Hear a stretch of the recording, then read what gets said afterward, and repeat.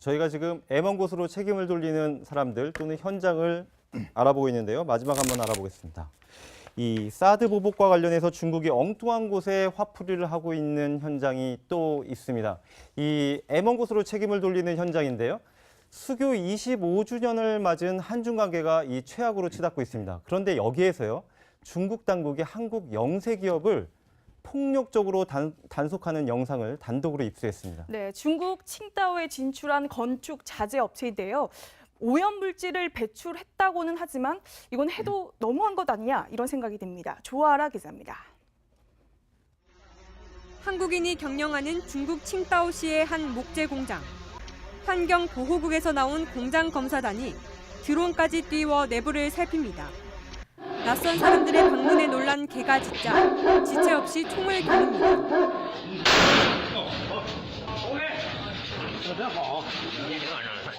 강제로 문을 열고 공장 내부로 진입한 단속반원들은 망치를 들고 공장 이곳저곳을 사정없이 내려칩니다. 환경 문제를 빌미로 한국의 영세 기업을 과잉 진압하는 모습이 고스란히 담긴 영상입니다. 칭다오에 공장을 갖고 있는 한국 기업 관계자는 두려움을 감추지 못합니다. 안 죽고 온 것만 해도 다행인 사람들 한두 명이 아닌데 이제 북쪽에 대지에서 관리가 내려와요. 걸리면 이제 뜯어 못 치는 거죠. 중국의 국제적 위상이 높아지면서 환경 오염에 대한 감독이 강화됐지만 중국 기업을 상대로 한 단속의 강도와는 비교할 수 없을 정도입니다. 중국 기업도 잡기는 잡는데 이제 해외 기업한테 더 엄격한 요구를 한다는 것도 사실이고 환경은 최근에 들어서 더 많이 잡는 거지. 명백히 형평성을 잃은 과도한 법 집행에 한국 중소기업인들은 정상적인 기업 활동에 큰 제약을 느끼고 있습니다.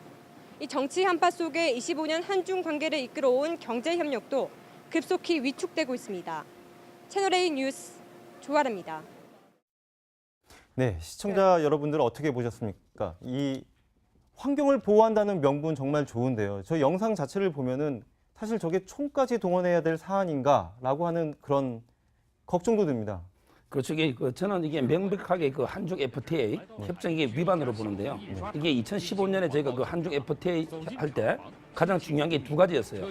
그때 우리나라 중국의 기업이 한 2만 개 되고 한 40만 명이 되는데, 첫째는 이게 상품이나 서비스 교육 자유화, 투자 자유화, 이게 첫째 쟁점이었고, 두 번째 가장 또 중요한 게 바로 내국민 대우입니다. 이거는 이게 우리가 국제무역질서에서 확립된 원칙이고, 왜냐하면 이게 관세 장벽이든 비관세 장벽이든 항상 이게 합리적 이유 없이 내국인과 외국인에게 차별하면 안 돼요. 근데 저거는 명백하게 저 화면을 보면 사드를 이유로 정치적 이유로 중국 업체와 우리나라 업체 이게 명백한 기준을 차별하게 적용하고 있는 거죠. 그래서 이게 명백하게 내국민 대우 위반이고, 이건 이게 한중 FTA 위반이기 때문에 제소도 가능하고요. 저는 이제 그 행위는 정말 지양돼야 된다 이래 봅니다. 네, 아니. 뭐 환경 오염 배출했으면 그거에 합당한 처벌을 하면 될 거잖아요. 그렇죠. 지금 보면 빵빵빵 아까 총소리까지 네. 들으셨어요. 이제 뭐 개한테 그랬다고는 네. 하지만 이게 단순히 과잉 단속을 한 배경이 도대체 또 뭘까? 그러니까 결국 이제 지금 만약에 우리나라에 있는 중국 기업한테 우리 정부가 저렇게 했다고 하면 네. 중국이 가만히 있겠습니까? 네. 그러니까 저도 집안에 지인이 이제 바로 칭다오에서 공장을 하다가 그만두셨는데, 그러니까 중국이 보면 이제 특화 사회주의라고 해서 어떤 기업 진출할 때 반드시 합작을 하게 합니다. 그러니까 즉 독자적인 우리나라 사람만 가서 100% 우리 자본으로만 절대 못하게 합니다. 그러니까 그쪽 자본과 50대 50이라든지 그걸 통해서 하거든요. 이게 왜 그러냐면, 물론 이제 중국 진출하기 위해서 이제 처음에는 아쉬우니까 하는데 나중에 철수를 못하게 해요. 네. 결국 뭐냐면 우리가 진출은 하는데 들어가 있는 기업들이 나중에 나오려고 그러면 이 반대편 사람들에 대한 이게 합의가 있어야 되잖아요. 그럼 결국 빈손으로 다 나올 수밖에 없는 구조가 돼 있습니다. 지금 우리가 중국에 있는 현대자동차나 기아자동차가 보면 전부 다 중국 기업가 합작 기업이에요. 네. 그러니까 우리가 지금 장사가 안 되고 뭘 한다고 해서 뭔가 철수를 하려고 그러면 못하게끔 지금 구조가 돼 있거든요. 지금 여기도 마찬가지입니다. 중국 기업들이 그래서 중국에 있는 영세 상인들이 보면 이 안 되면 바로 이제 어떤 면에서 그냥 놔두고 그냥 떠나버립니다. 인근 베트남으로 가니. 그렇게 되다 보니까 지금 중국 기업들이 저런 식으로 이제 하는 건데, 이거는 오히려 보면 같은 중국 기업한테 절대 저렇게 하지 않아요. 그냥 가서 서류만 내가 통지만 하는데 한국 기업한테만 가서 저런 식으로 총을 쏜다든지 강제로 뚜둑부는 하는 것이거든요. 그럼 그만큼 사드와 관련해서 결국 이게 굉장히 조직적이죠. 중국이라는 사회가 여전히 이제 정말 이번에 우리가 제대로 아는 것인데, 아무리 이제 자본주의화 됐다고 하지만 여전히 사회주의 시스템이 운영이 돼가 있고 또 거기에 따르는 이제 행동들이 나오고 있는 것이거든요. 그러니까 저거 문제는 지금 사실은 중국에서 나오신 분들 같은 경우는 오히려 살아서 나온 것만 다행이다라는 이야기까지 나올 지경이니까 이거는 제가 볼 때는 정부 차원에서 정말 공적으로 대응을 해야 될 문제가 아닌가 싶습니다. 네. 예, 한국과 중국이 수교를 하고 그다음에 이제 중국의 시장이 열렸을 때 우리나라 기업들이 많이 진출하지 않았습니까?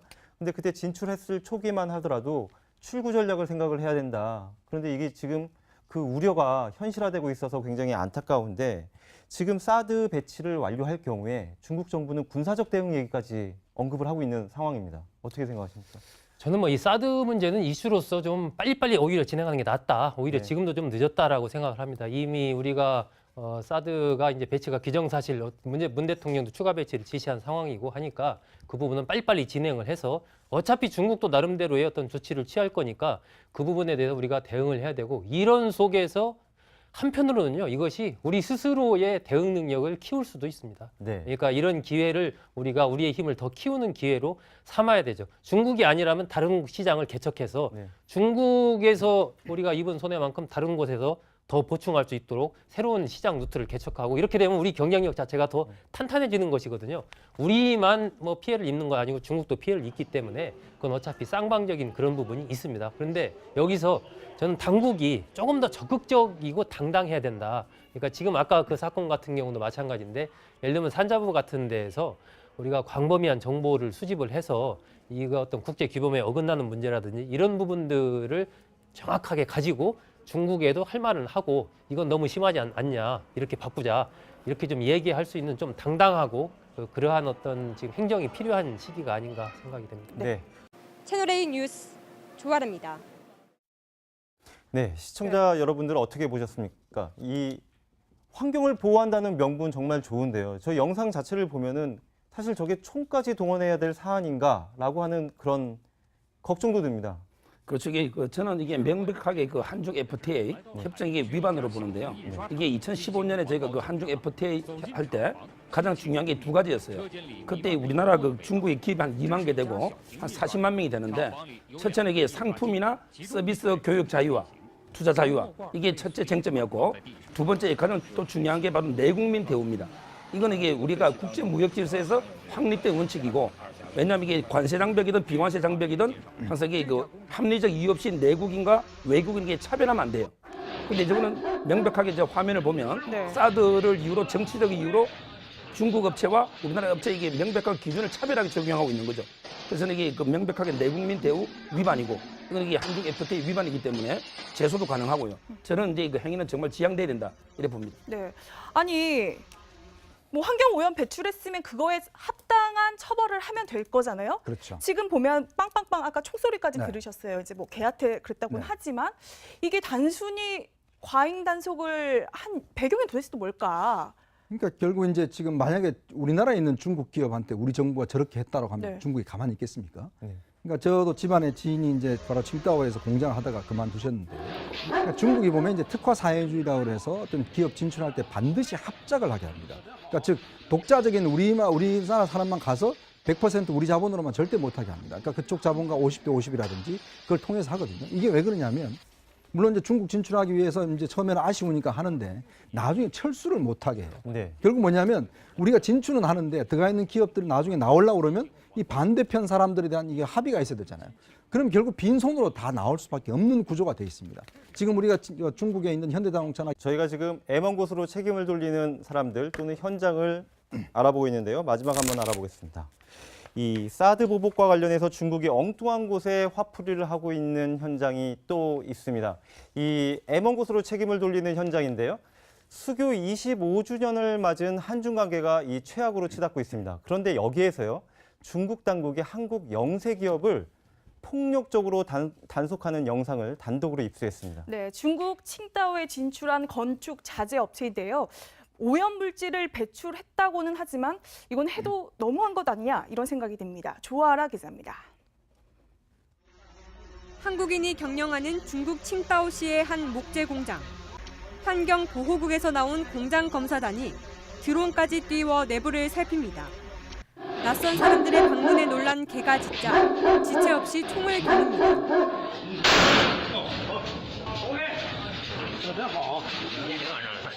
강제로 문을 열고 공장 내 기아자동차 보면 전부 다 중국 기업과 합작 기업이에요. 네. 그러니까 우리가 지금 장사가 안 되고 뭘 한다고 해서 뭔가 철수를 하려고 그러면 못 하게끔 지금 구조가 되어 있거든요. 지금 여기도 마찬가지입니다. 중국 기업들이 그래서 중국에 있는 영세 상인들이 보면 이게 안 되면 바로 이제 어떤 면에서 그냥 놔두고 그냥 떠나버립니다.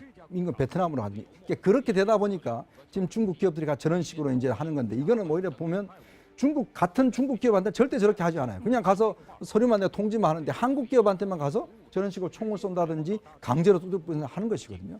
그럼 그만큼 사드와 관련해서 결국 이게 굉장히 조직적이죠. 중국이라는 사회가 여전히 이제 정말 이번에 우리가 제대로 아는 것인데 아무리 이제 자본주의화 됐다고 하지만 여전히 사회주의 시스템이 운영이 돼가 있고 또 거기에 따르는 이제 행동들이 나오고 있는 것이거든요. 그러니까 저거 문제는 지금 사실은 중국에서 나오신 분들 같은 경우는 오히려 살아서 나온 것만 다행이다라는 이야기까지 나올 지경이니까 이거는 제가 볼 때는 정부 차원에서 정말 공적으로 대응을 해야 될 문제가 아닌가 싶습니다. 네. 예, 한국과 중국이 수교를 하고 그다음에 내부로 진입한 단속 반원들은 망치를 들고 공장 이곳 저곳을 사정없이 내려칩니다. 환경 문제를 빌미로 한국의 영세 기업을 과잉 진압하는 모습이 고스란히 담긴 영상입니다. 칭다오에 공장을 갖고 있는 한국 기업 관계자는 두려움을 감추지 못합니다. 안 죽고 온 것만 해도 다행인 사람들 한두 명이 아니지. 이제 북쪽이 대지에서 관리가 내려와요. 걸리면 이제 뜯어 못 치는 거죠.